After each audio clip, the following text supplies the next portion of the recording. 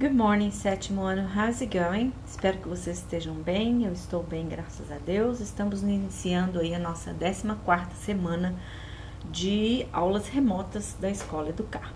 E hoje a gente vai falar um pouquinho aí do 5º capítulo de vocês, que compreende aí o 3º volume da apostila Bernoulli, tá? E o tema desse 5º capítulo é uma palavra que se pronuncia da seguinte forma: Wanderlust.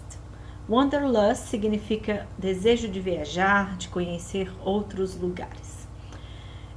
Dentro desse capítulo, a gente vai rever aí o Simple Past, que a gente tinha começado a ver no finalzinho do ano passado, tá? E vamos ver também as when clauses. Vamos lembrar o que é a palavra clause em inglês, significa oração, tá? E nós temos aí when clauses, que significa nada mais, nada menos do que time clauses, que são orações temporais, tá bom? Que então elas vão ser iniciadas por uma conjunção temporal. A gente vai ver como que isso funciona aí, tá? A palavra temporal se refere ao tempo, né? Tempo de quando algo acontece. Ela sempre tem uma conjunção, uma palavra que indica o momento em que algo aconteceu, acontece ou acontecerá.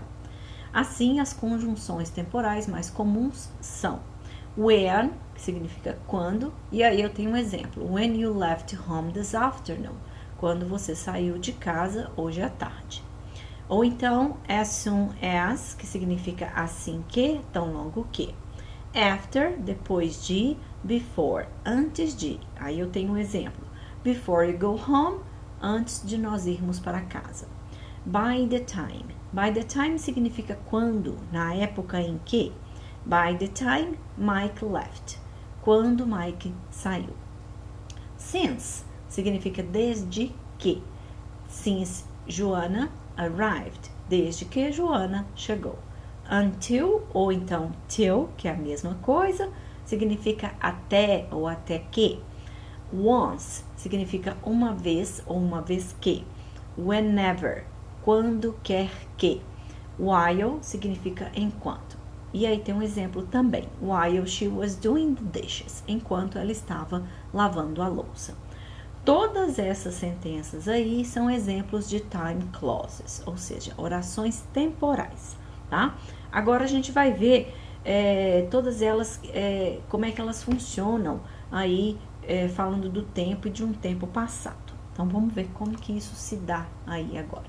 Eu peguei um textinho para servir para vocês de exemplo, tá? E a gente vai ver como que isso funciona no tempo passado, no tempo simples passado.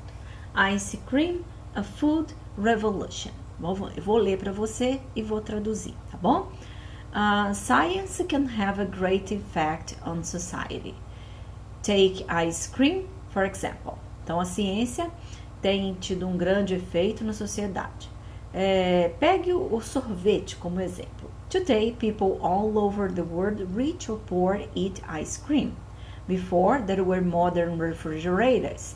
However, ice cream was a luxury food. Então, hoje, todas as pessoas do mundo, ricas ou pobres, consomem o sorvete. Antes, havia modernos refrigeradores. Entretanto, o sorvete era uma comida luxuosa. The history of ice cream goes back to ancient times. In 400 BCE, Persians made a frozen dessert with noodles and fruit. Então vamos ver lá. A história do sorvete é remota aos tempos ancestrais.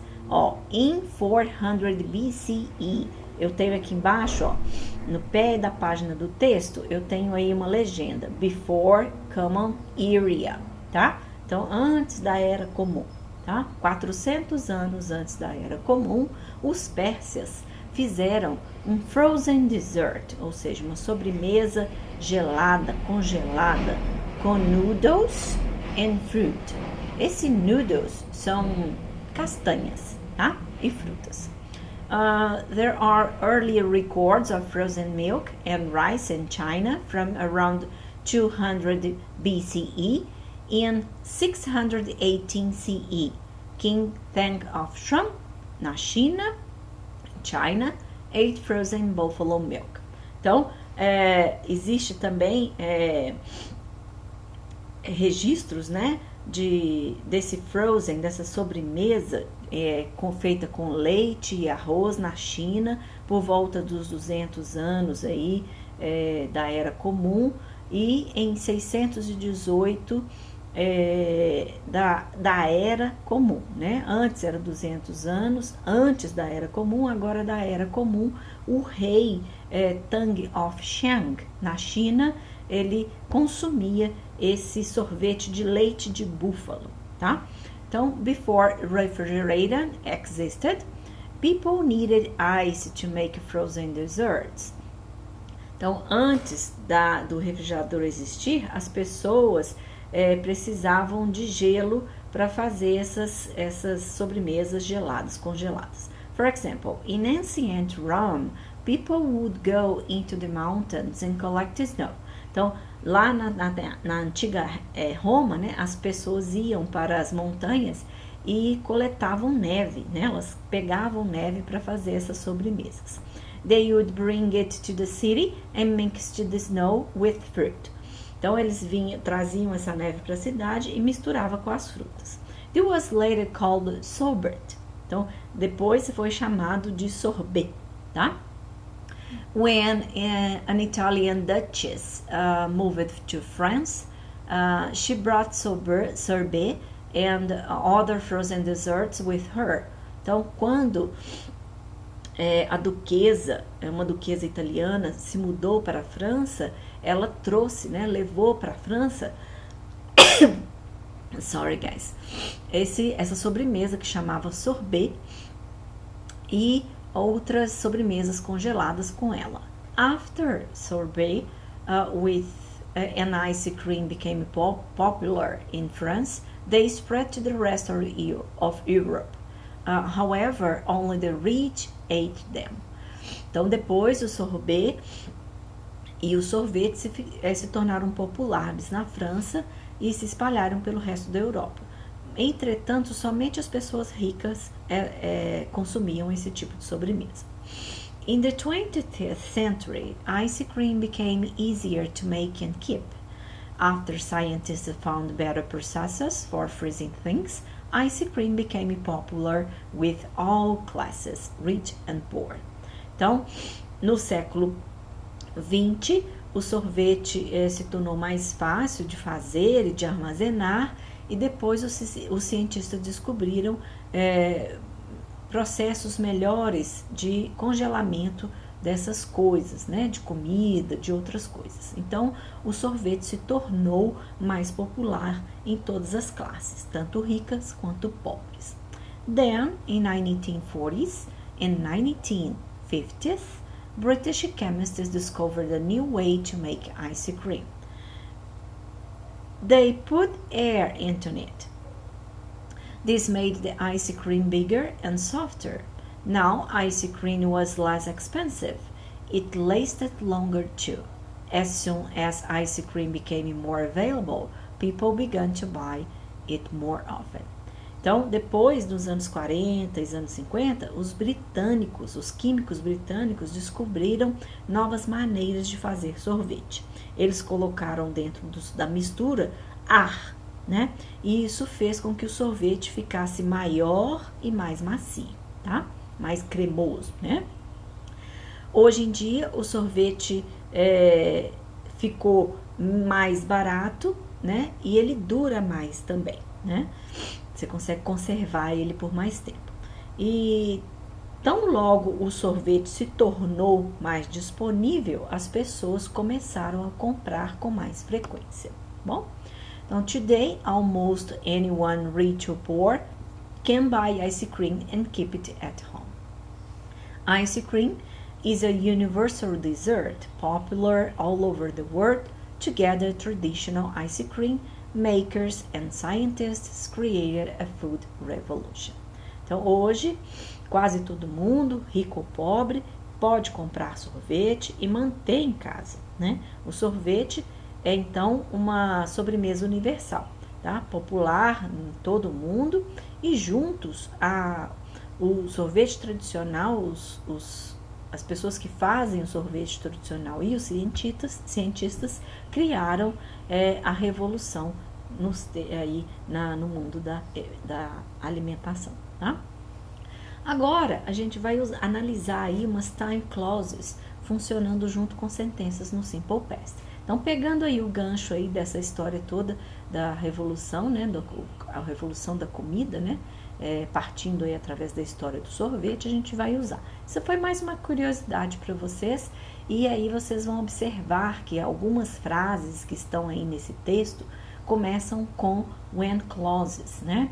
Então, eu tenho lá before, eu tenho when, after, eu tenho as soon as, tá bom? São exemplos, então, para vocês verem aí na vida real, num texto real, tá? Use when para referir-se ao tempo em que algo começou, né? Aqui, como exemplo. Primeiro exemplo. When scientists found new ways to make ice cream, it became cheaper. Então, quando os cientistas encontraram, when scientists found new ways to make ice cream, it became cheaper. Então, eu tenho aqui passado simples e when clauses, tá?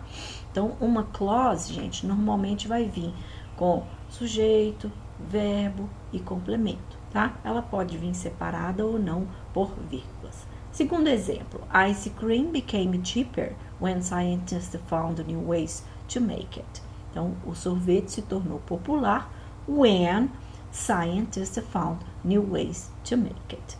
Perceba que no primeiro exemplo, que começa com a WA de question when, as duas sentenças são separadas por vírgula, tá? Já no segundo exemplo, não há presença de vírgula, pois a WA de when está localizada na segunda sentença. O mesmo acontece com as outras WA de preposições.